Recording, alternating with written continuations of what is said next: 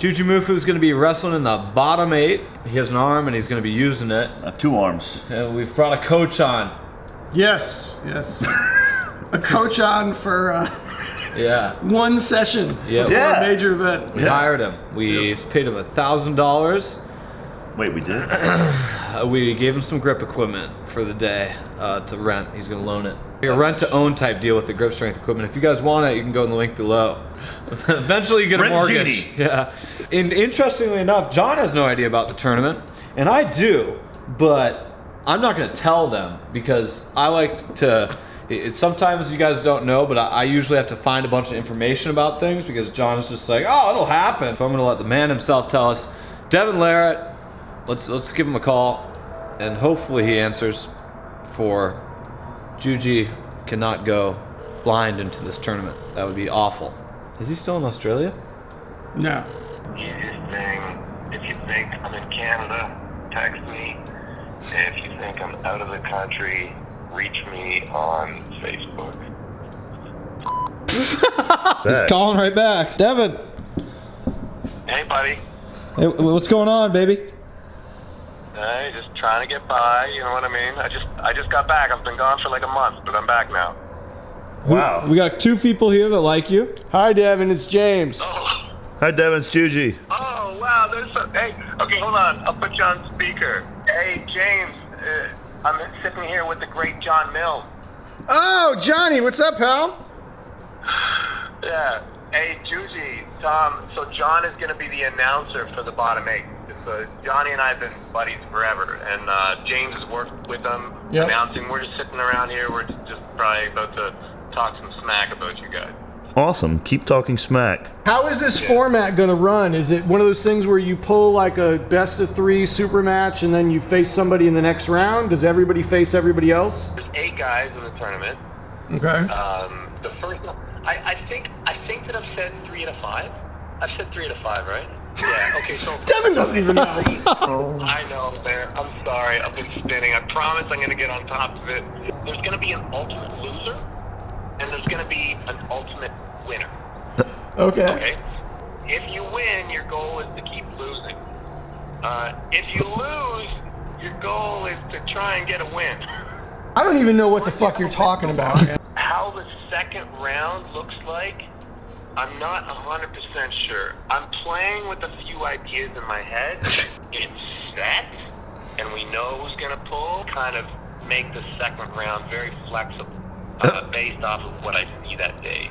And I think that that's probably the most likely option. Okay, so Devon, you're saying you're going to have a flexible bracket that is based on what do you think is going to be the best match for them next round? I think that that's what I'm going to do, yes. Oh, this is like a bodybuilding competition. Try not to get injured. Okay, so he's going to try not to get injured. I'm not going to get injured. He's going to beat the Beaver Man, and then he's going to go against someone else. Right, and that's someone else. It's tough. That second round, who would you like to pull second round? Okay, I like that. James, who do you think Juji should pull second round? Well, I mean, see, I don't want to offend Juji, but he's like the least experienced guy in this thing, other than the guy that curls the fucking beavers. Jujimufu, he's toast. I think knowing what I know, I think that you're probably going to win round 1. Little Beaver Pumper is not to be taken lightly, though. Well, no, I don't want him taking anyone lightly. Yeah. He's got that old man strength. I do have a really hilarious dude coming in. I don't know if you know who Big Frank is. Wait a minute. Budalewski. Yeah, Juji knows Big Frank. So is this bottom 9 now? Well, You get a buy? What about the branding? Bottom 8 thing going. I just realized that Big Frank has to be in the bottom 8. He's got bottom 8 written all over. Yeah, he does, but he's strong as hell. What are you going to do with all those bottom 8 t-shirts?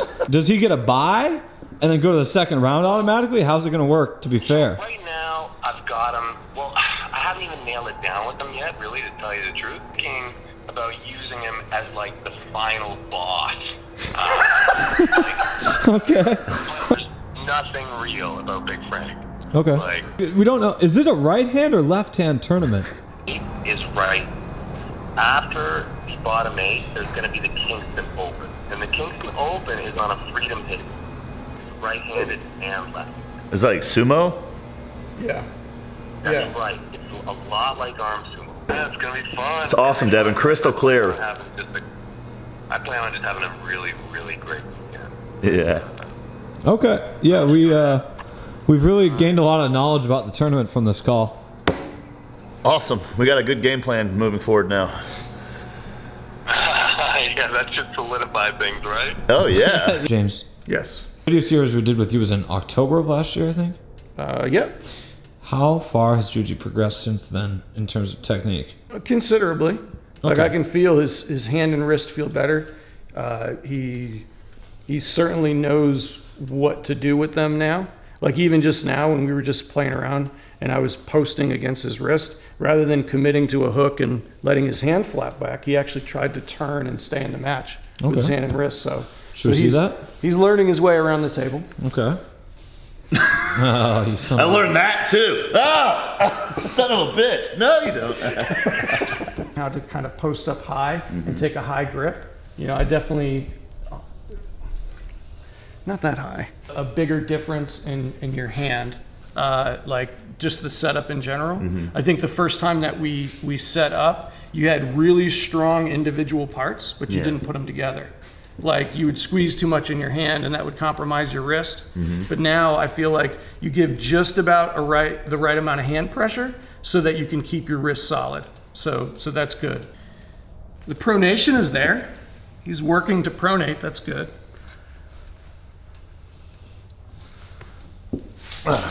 James, how many years have you been arm wrestling?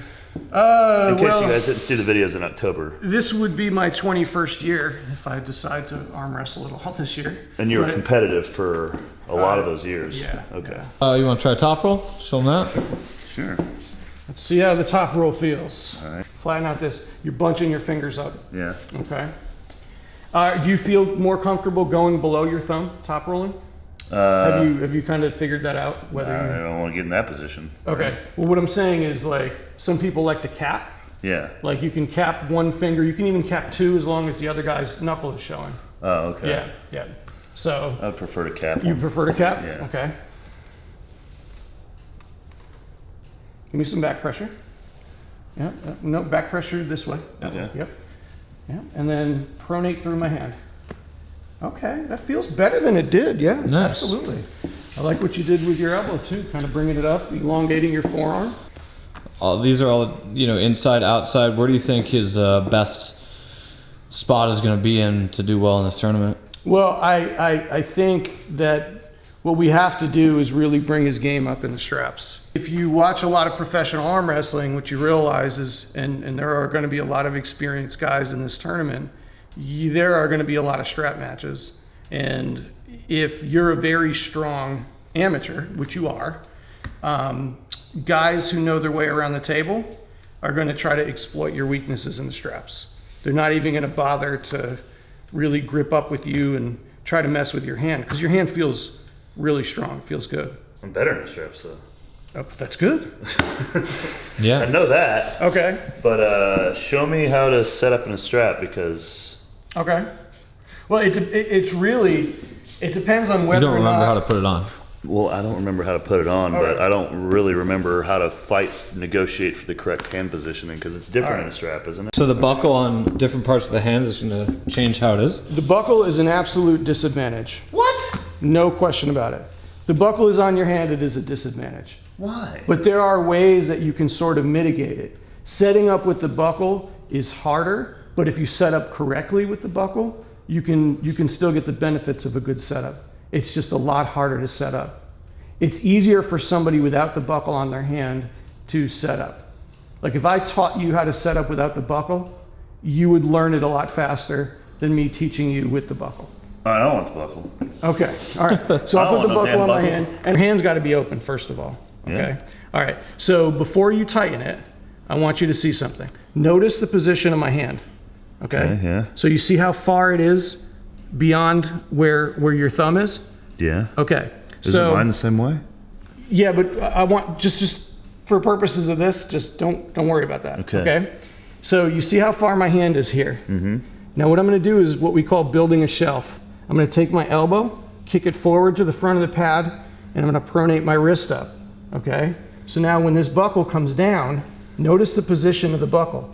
It's behind this bone in my hand when this gets tight. Now, if you go to like top roll or something, you see I'm fighting against this buckle here? Well, yeah, you can see I have really good kind of leverage, right? Kick your elbow forward. I want you to turn your hand out, and I want you to give me pressure down from here with your wrist. Okay, I'm gonna loosen the strap up. Don't do it yet, don't do it yet. Open your hand. Okay, now loosen the strap up. Okay, now here and here. Now tighten the strap.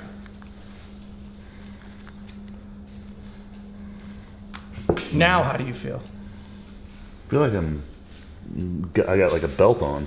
Yeah. They got a weightlifting belt on my wrist. Yeah, exactly. You feel like you can pull from there. Yeah. And look what happens to my hand.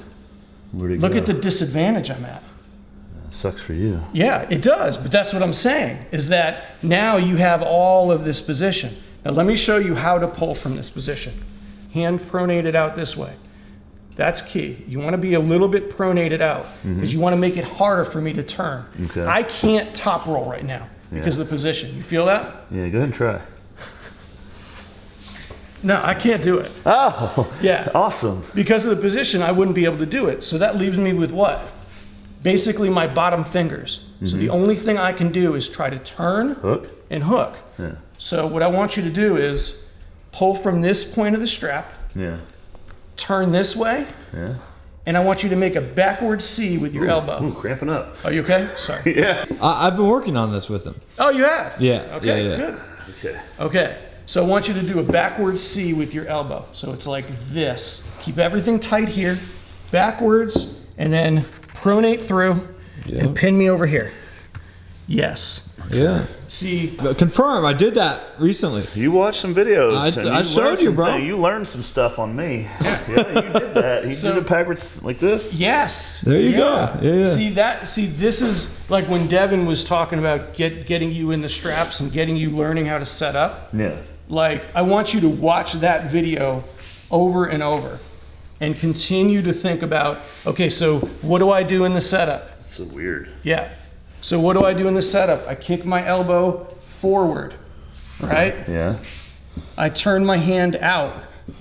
Out like I turn my like nut. this? So elbow forward, hand out, down from this part of your wrist Yeah. as the buckle gets tightened. Okay. Yeah. So now, I mean, look, it would take me a lot of finagling to get into a position where I could pin you from there. Yeah? Yeah. I mean, that's why I'm saying, like, the strap game is one in the setup. It's all one in the setup. And tighten it the way I want it. Son of a... Wait. No! All right, I would turn my knuckles up even higher before it's tightened so that...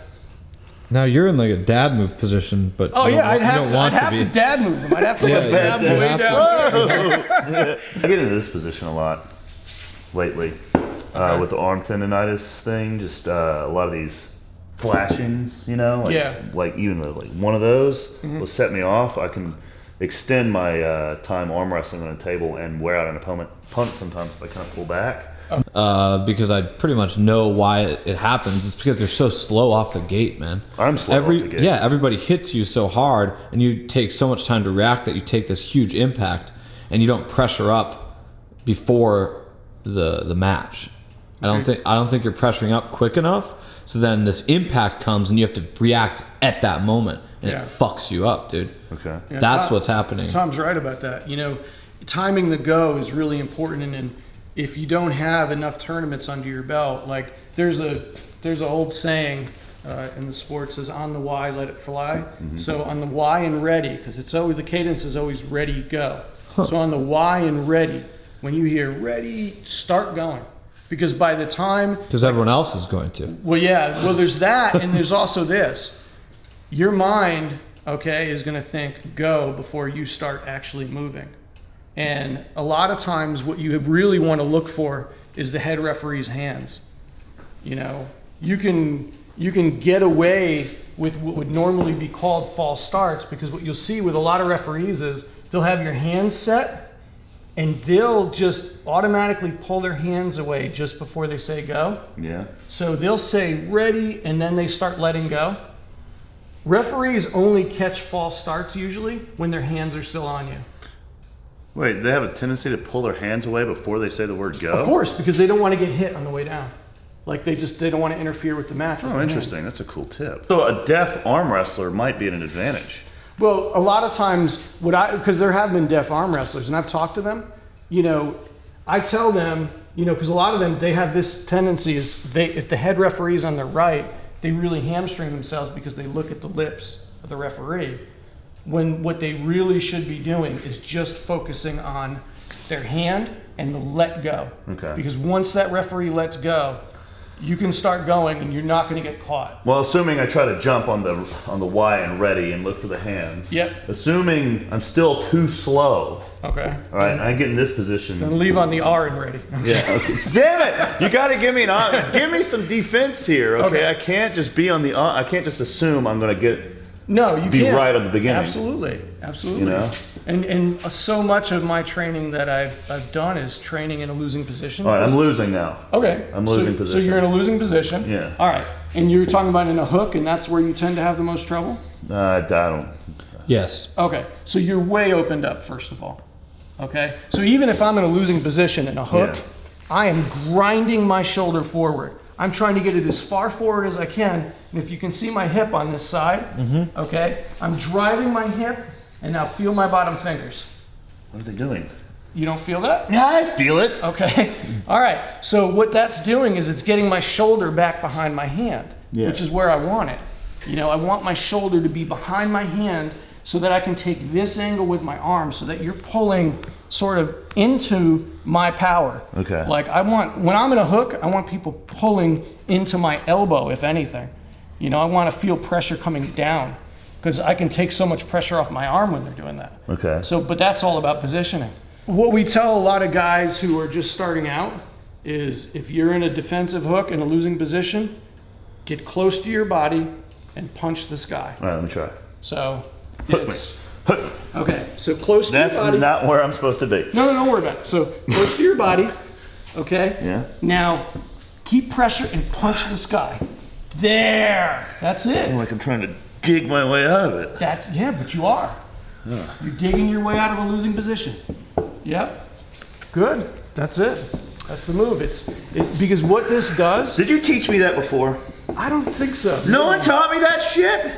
Well, That was so useful. I'm not. Well, I don't think you're not very good at analyzing your weak points. Okay. You just because you're not asking for people for help. They're just teaching you what they know, right? Yeah. Because that's useful. Well, you guys wanted me to go over I probably basics, heard too. it. I just didn't compute. Yeah. I think the biggest thing that John, like his highs are good, his lows are what's going to lose him a match. Yes. Yeah. I think So he's his right. weak points need to be worked on. His strengths, they're going to come if his weak points are nailed down. Yeah, and I think that's the thing about being the guy with the least experience is a lot of the guys in this event have so much experience arm wrestling that they've already had weak points exploited over and over again and have had a chance to train over the years to strengthen them. So, I mean, look, you're always going to have something that's weaker than your best move. Always. You're going to have a weakness at all times, but Yeah. Okay. But you can train it up so even that weakness is better than a lot of the guys you're going to be arm wrestling against. Right. Yeah. And they can exploit the weakness now that they've seen it from all the experience they have. You watching a guy at an arm wrestling table, what do you actually see? Do you see their weakness? Do you see their strength? Wait. When I'm against them? When you're watching someone, no, just a match. When you're watching someone, can you actually recognize their weakness or strength? I can't. I'm too inexperienced. Usually, I'm just looking to see what they're doing. Are they pressing? Are they hooking? Are they top rolling? Where are their hips? Right. So you Are can't they even posting? analyze that at this point. How are you going to do it in a match? If you can't analyze someone just outside of a match, how are you going to do it in a match? So we're just trying to find your weak points so you know you, Right. rather than some other guys, right? Correct. Yeah. And when you're in, look, it's going to I believe that you can be as good at this sport to the point where you can go to an event and really just impose whatever your strength is on other arm wrestlers. But at this point, without the experience, you have to learn how to counter the other arm wrestlers' moves. And that's really what I try to tell people to look at is like, all right, the other arm wrestler has a specific move they go to, like you said, they top roll, they hook, they press. Okay, so you can acknowledge, all right, that's what this guy likes to do. But you have to be thinking to yourself, so what do I do with that move? Do you know what I mean? Yeah. If someone would go to top roll me and I would keep my knuckles up like this, okay? Yeah. So it's like, it's still not easy to pin, right? No. Even though you have hand position. Yeah. And then I would drive to the side and then let off pressure. So that doesn't look like an intentional slip, does it? No. But it was. So say he's getting hooked, how does he slip?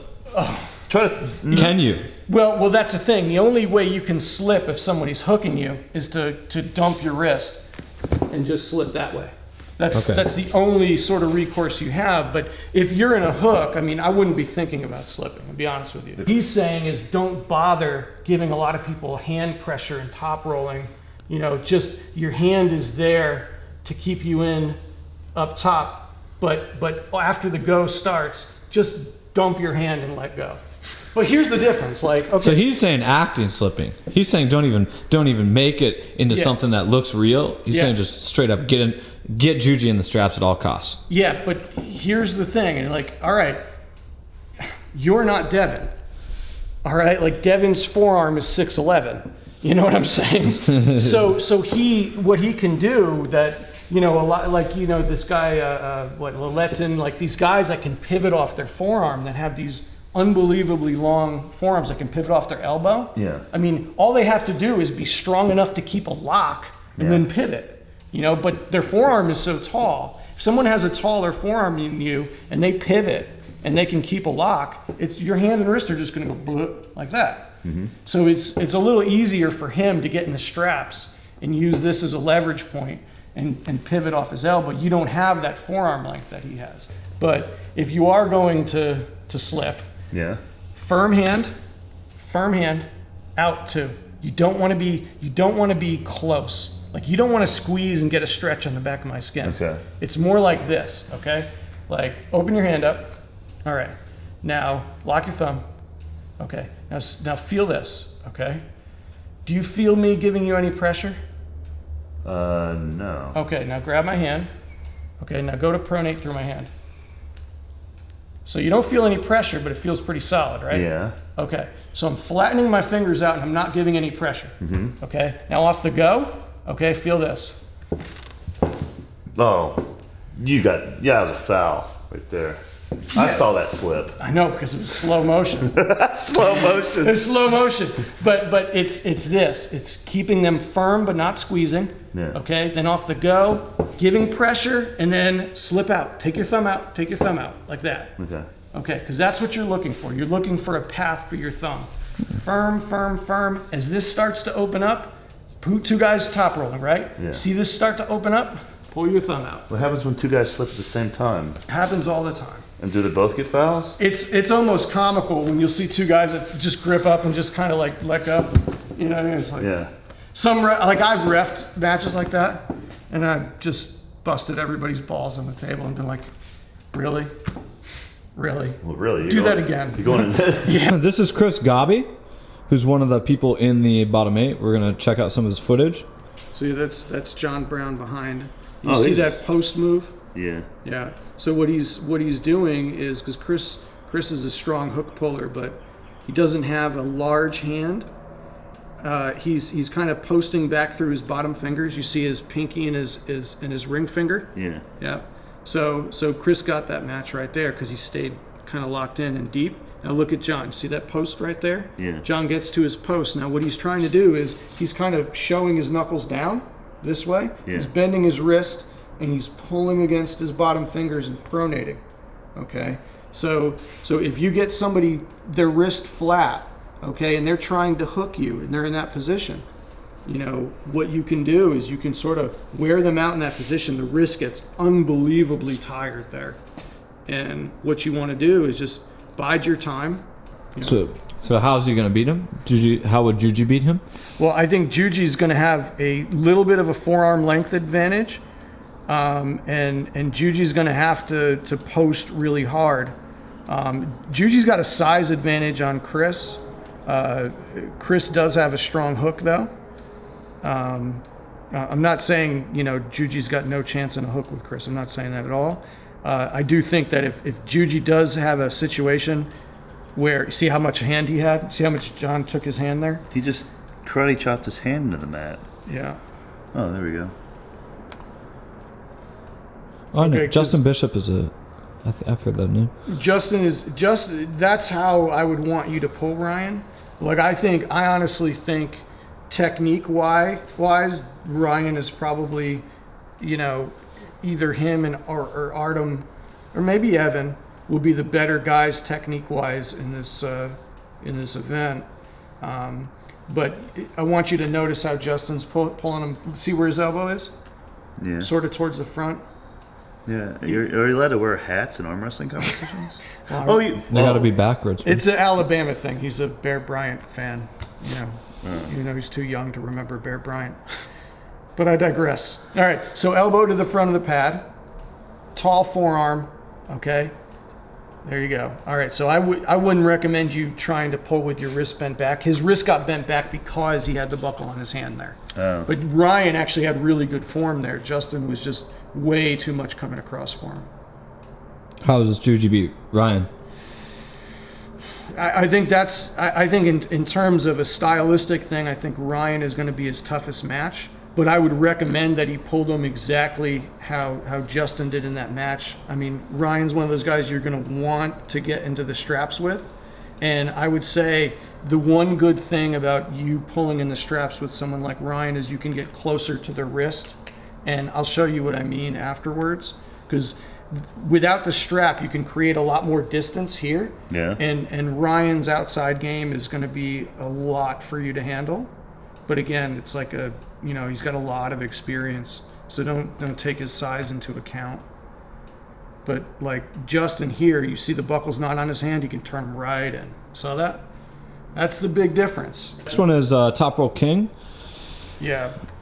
He's got some good photos of Juji he's posted. He has. Yeah. It's been very nice of him to share those. Yeah, Artem's a good photographer. He's a good technical puller too. I think Juji obviously has a size advantage. Like he's pulling Alper Kosar there, who's a very strong puller, and you see how strong he is in a hook with Alper. Alper is as good at getting into a hook with anyone as I've seen. He's very good at getting to his position. Almost looks like he's in a dad move there. Well, he's working down his wrist certainly, but you also see. All right, so see where he's turning his knuckles? He's trying to get his knuckles facing towards the referee, whereas Alper's kind of digging up. Yeah. So he's got very good form there. He's getting into a really great spot. Alper's just very difficult to pin from there. Strong guy. But again, I think, where you're going to have an advantage, especially considering, that's a left-handed match. I mean, it's going to be right-handed. And I do think that you'll be able to hang with him a little bit in a hook right-handed. Like Gary Kessler. Yeah, Gary Kessler. I've reffed Gary's matches before and yelled at him for dropping in the King's move and told him to stand up and arm wrestle like a man.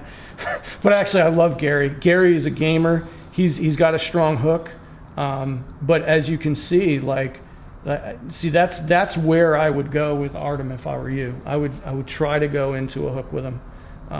But like Devon would probably recommend that if you did hook him, you would hook him in the straps, just because he's very much sold on you being in the straps and going to your strength in the straps. So don't top roll the Top Roll King.